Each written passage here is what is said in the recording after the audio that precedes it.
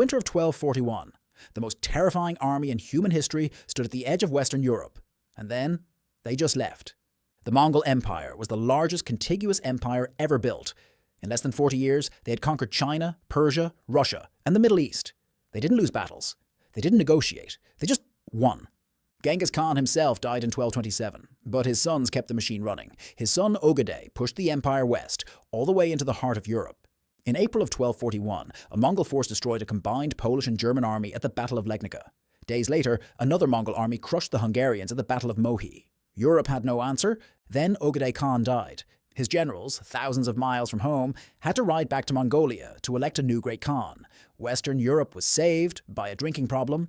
Ögedei was legendarily fond of wine. But what if Ögedei lived? What if he put down the cup and picked up the campaign maps instead?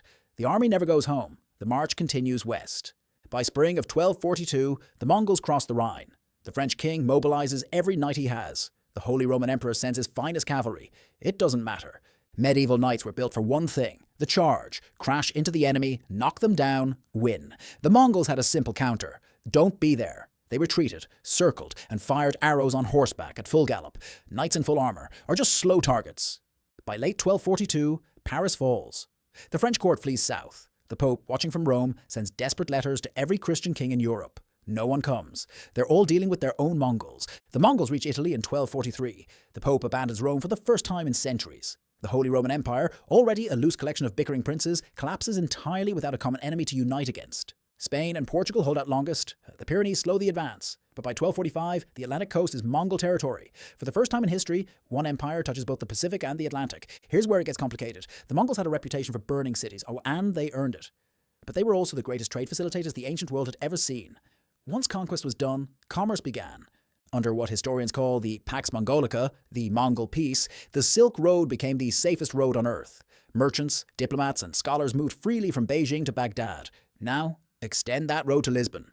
Chinese paper, Indian mathematics, Persian astronomy, all of it flows west faster than it ever did historically. Europe doesn't slowly rediscover ancient knowledge over 200 years. It gets a data dump, whether it wants one or not. There's a catch. The same roads that carry silk and spices also carry rats. The Black Death, which historically arrived in Europe in 1347 via Mongol-controlled trade routes, arrives 20 to 30 years earlier in this timeline, and it hits a continent that just lost a war. Historically, Europe lost roughly 1/3 of its population to the plague.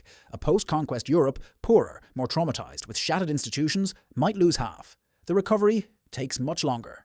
The Catholic Church loses Rome. It loses its political power. It loses the infrastructure that funded monasteries, universities, and the preservation of classical texts. The institution that, for all its faults, kept literacy alive in Europe is gone.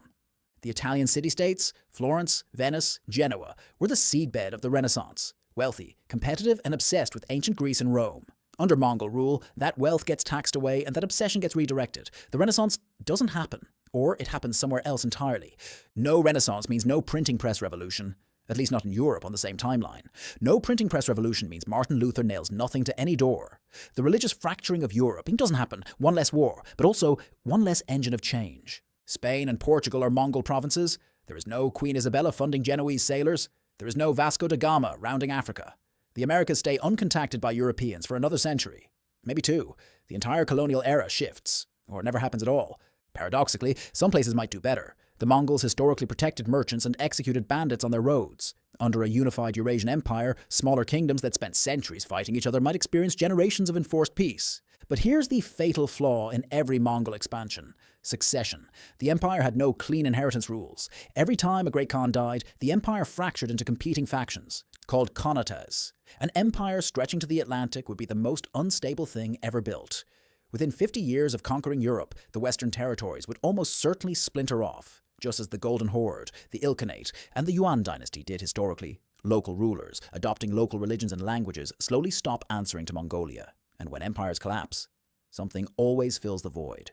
New powers, new ideas, new configurations. Maybe a Mongol-influenced France looks more like Persia. Maybe a recovered Iberian Peninsula sends explorers east instead of west.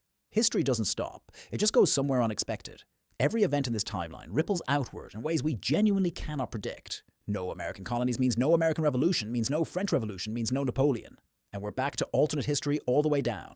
What's remarkable is how thin the margin was. One man's liver, one election in Mongolia, a few thousand miles of distance. The entire trajectory of Western civilization balanced on whether Ögedei Khan decided to have one more drink. History loves to present itself as inevitable. Capitalism, democracy, the nation-state. These feel like destinations humanity was always heading toward. But they're not. They're contingent.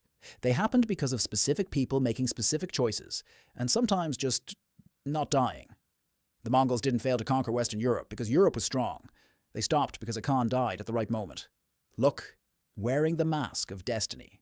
So the next time someone tells you Western civilization was inevitable, just remember, it was saved by a drinking problem. What if history had gone differently? We'll be back next week with another question that keeps us up at night. Subscribe, if you're brave enough to find out.